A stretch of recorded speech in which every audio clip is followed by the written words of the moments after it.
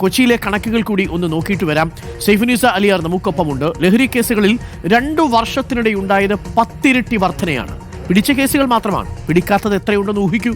പിടികൂടുന്നതിലേറെയും MDMA കേസുകളാണ്. ലഹരി ഉപയോഗിക്കുന്നവർ കുറ്റകൃത്യങ്ങളിൽ ഉൾപ്പെടുന്നതും കൂടുകയാണ്. സൈഫുനിസ അലിയാർ ചേരുന്നുണ്ട് കൂടുതൽ വിവരങ്ങളുമായി. സൈഫുനിസ, കൊച്ചിയിലും കണക്കുകൾ പറയുന്നത് മറ്റൊരവസ്ഥയല്ല. 10 മടങ്ങ് വർധനമെന്ന് പറഞ്ഞാൽ ചെറിയ വർധനയല്ല അല്ലേ സൈഫുനിസ? തീർച്ചയായും അരുൺകുമാർ, 2 വർഷത്തിനിടെ ഉണ്ടായ ഒരു വർധനയാണ്. ആ രീതിയിൽ നമ്മൾ അത് ഗൗരവത്തോടെ തന്നെ നോക്കിക്കാണുകയും ചെയ്യേണ്ടതാണ്. 2021 അതായത് 5 വർഷത്തെ കണക്കാണ് നമ്മളിപ്പോൾ ഇതുമായി ബന്ധപ്പെട്ട് എടുത്തത്. കൊച്ചി സിറ്റിയിലെ നാർക്കോട്ടിക് വിഭാഗത്തിന്റെ കയ്യിലുള്ള കണക്കാണ്. അതിൽ 2021 277 കേസ് ഉണ്ടായിരുന്നിടത്താണ് 2023 എത്തുമ്പോഴേക്കും 5305 എത്തുന്നത്. അത് എത്ര ശതമാനം വർധനയാണ്? അതിനുശേഷമാണ് 2024 നേരിയ കുറവ് 2475. അത് ഈ 2 രീതിയിലുണ്ട്. അതായത് കൊമേഴ്സ്യൽ ക്വാണ്ടിറ്റി ഉണ്ട്, സ്മോൾ ക്വാണ്ടിറ്റി ഉണ്ട്. അതായത് വാണിജ്യ ആവശ്യങ്ങൾക്ക് ഉപയോഗിക്കാൻ അല്ലെങ്കിൽ വിൽപ്പന നടത്താനായിട്ട് ഉപയോഗിക്കുന്ന ക്വാണ്ടിറ്റി പിടിച്ചവയുണ്ട്. അതുകൂടാതെ ചെറിയ രീതിയിൽ പോക്കറ്റിലും ഒക്കെയായി കിട്ടുന്ന ഈ ഗ്രാം കണക്കിനുള്ള MDMA അല്ലെങ്കിൽ കഞ്ചാവ് കേസുകളും ഇതിൽ പെടുന്നുണ്ട്. അതിൽ അറസ്റ്റിലായവരുടെ എണ്ണം കഴിഞ്ഞ വർഷം മാത്രം 2795 പേരാണ്. അതിനേക്കാൾ നമുക്ക് ഭീതിതമായി ചിന്തിക്കേണ്ട മറ്റൊരു കാര്യം എന്ന് പറയുന്നത് ഈ ജനുവരി, ഇതിപ്പോൾ ഇന്ന് ഈ ദിവസം എത്തി നിൽക്കുമ്പോൾ ഈ ദിവസത്തിനകം ഈ കഞ്ചാവ് കേസിൽ അല്ലെങ്കിൽ ലഹരി കേസുകളിൽ എറണാകുളം സിറ്റിയിൽ മാത്രം അറസ്റ്റിലായത് 74 പേരാണെന്നുള്ളതാണ്. ആ കണക്കിലാണ് നമ്മളെ ഭയപ്പെടുത്തുന്നത്. മറ്റൊന്ന് പ്രധാനപ്പെട്ടൊരു കണക്ക്, MDMA ഉപയോഗം വർദ്ധിക്കുകയാണ്. അത് കഴിഞ്ഞ് കുറച്ച് നാളുകളായിട്ടുണ്ട്. പക്ഷേ ഞാൻ ഈ കണക്കുകൾ എടുത്ത് വന്നപ്പോൾ വേറൊന്നുണ്ട്, കഞ്ചാവ് മിഠായി. ഈ കുട്ടികൾക്കിടയിൽ വളരെ സുലഭമായി ഇപ്പോൾ ഗഞ്ച ക്യാൻഡി എന്ന് പറയുന്നത്, അത് 2021 ഒന്നുപോലും പിടിച്ചിട്ടില്ല. 2022 ആയപ്പോൾ 7 എണ്ണമാണ് പിടിച്ചത്. പക്ഷേ 2023 എത്തിയപ്പോൾ അത് 1256 എണ്ണം പിടിച്ചു. കഴിഞ്ഞ വർഷം മാത്രം 418 എണ്ണം പിടിച്ചു. അതായത് സ്കൂൾ കുട്ടികളെ ലക്ഷ്യമിട്ട് ഇറക്കുന്ന ലഹരി മരുന്ന്, അത് കുട്ടികൾക്ക് മിഠായി പോലെ വായിലിട്ട് കൊണ്ടു കിടക്കാവുന്ന ഒരു കഞ്ചാവ്, അതാണ്. ഒപ്പം തന്നെ മറ്റേ ഈ നൈട്രോസൻ ഗുളിക, അതിലും വലിയ ഭീതിതമായ വർധനയാണ്. നൈട്രോസൻ ഗുളിക 108 എണ്ണമാണ് 2021 പിടിച്ചത്. 2022 ഒന്നും പിടിച്ചില്ല. പക്ഷേ 2024 കഴിഞ്ഞ വർഷം ഡിസംബർ വരെയുള്ള കണക്ക് പ്രകാരം 563 നൈട്രോസൻ ഗുളികയാണ് പിടികൂടിയിരിക്കുന്നത്. അതായത് ഈ MDMAയും കഞ്ചാവും ഒക്കെ മാറി പുതിയ രീതിയിലുള്ള ലഹരി മരുന്നുകൾ ഉപയോഗിക്കുന്നു കുട്ടികൾ എന്നുള്ളതാണ്.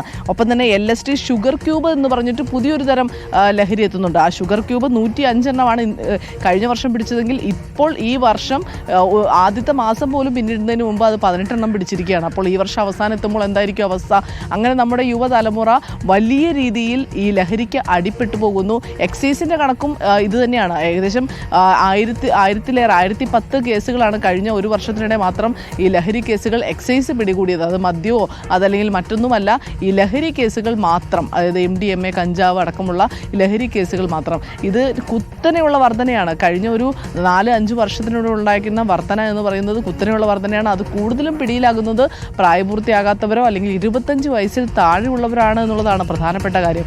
ഇത്രയും ചെറുപ്രായത്തിൽ ലഹരിക്ക് അടിമകളാകുന്ന ആളുകളാണ് ഈ കേസുകളിൽ പിടിയിലാകുന്നവർ കൂടുതലും. നമ്മൾ ഏറ്റവും ഒടുവിൽ എറണാകുളത്തെ കേസെടുത്താൽ പറവൂർ ചേന്ദമംഗലത്തെ കേസും ഇതിന് സമാനമാണ്. ഈ പ്രതി ശരിയാണ് സൈഫുനിസ. ഞാൻ ഒരിക്കൽ കൂടി പ്രേക്ഷകരോട് പറയാം, സൈഫുനിസ ഇപ്പോൾ പറഞ്ഞ ഈ കണക്കുകളും ഈ പേരുകളും ഒക്കെ കേൾക്കുമ്പോൾ നമുക്ക് ഭയമാവുന്നില്ലേ? നിങ്ങളുടെയൊക്കെ കാലത്ത് പ്രിയപ്പെട്ട പ്രേക്ഷകരെ, അല്പം പ്രായമുള്ളവരാണ് നിങ്ങളെങ്കിൽ, ചാരായം, കള്ള് എന്നീ 2 കാര്യങ്ങളെക്കുറിച്ചല്ലേ നിങ്ങൾ കേട്ടിട്ടുള്ളൂ? കഞ്ചാവെന്ന് കേൾക്കുമായിരുന്നു, പക്ഷേ അത് നമ്മുടെ നാട്ടിൽ വരാത്ത മറ്റെവിടെയൊക്കെയോ ആളുകൾ ഉപയോഗിക്കുന്ന, വളരെ കുറച്ചു മാത്രം ആളുകൾ ഉപയോഗിക്കുന്ന ഒരു സാധനം എന്ന നിലയിലല്ലേ നിങ്ങൾ മനസ്സിലാക്കിയിരുന്നത്?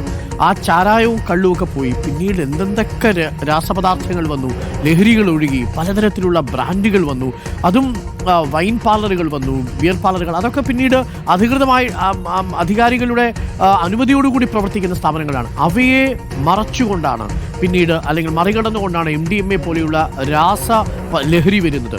ഇപ്പോൾ ഇത് ഷുഗർ ക്യൂബ് വരുന്നു അത്രേ, ഗഞ്ച ക്യാൻഡി വരുന്നു അത്രേ. പലതരം പേരുകളിൽ അറിയപ്പെടുന്ന സാധനങ്ങളാണ് നമ്മുടെ സ്കൂളുകളുടെ പരിസരങ്ങളിൽ വിപണനം ചെയ്യപ്പെടുന്നത്. പ്രിയപ്പെട്ട രക്ഷിതാക്കളെ, ഇത് നിങ്ങൾ ഉദ്ദേശിക്കുന്നത് പോലെ ഒരു ചെറിയ സംഭവമല്ല. നമ്മൾ അറിയാതെ നമ്മുടെ കുഞ്ഞുങ്ങൾ സ്വർഗതുല്യമായ നമ്മുടെ വീടിനെ നരകതുല്യമായി തീരാൻ ഒറ്റ കാരണം മതി. ആഷിഖിൻ്റെ കഥയാണ് അതിൽ ഏറ്റവും എക്സാമ്പിൾ. ആഷിഖിന് ഉമ്മയെ അത്ര സ്നേഹമായിരുന്നു, ലഹരി ഉള്ളിൽ ചെല്ലുന്നത് വരെ. ലഹരി ഉള്ളിൽ ചെന്ന് കഴിഞ്ഞാൽ പിന്നെ ഉമ്മയെ കൊല്ലണമെന്നായി. ഉമ്മയെ കൊല്ലുന്ന അവസ്ഥയിലേക്ക് കാര്യങ്ങളെത്തി. അപ്പോൾ ജീവിതം നരകതുല്യമാക്കാൻ ഇത് ഉപയോഗിക്കുന്ന ഒരാൾ മതി, ചെറിയ ക്വാണ്ടിറ്റി ആണെങ്കിലും. അതുകൊണ്ട് ഒരു കാരണവശാലും സീറോ കോംപ്രമൈസ് എന്ന് തന്നെയാവണം. നമ്മളുടെ ഈ പോരാട്ടത്തിൽ പ്രിയപ്പെട്ട രക്ഷിതാക്കളും ഒപ്പം ചേരണം.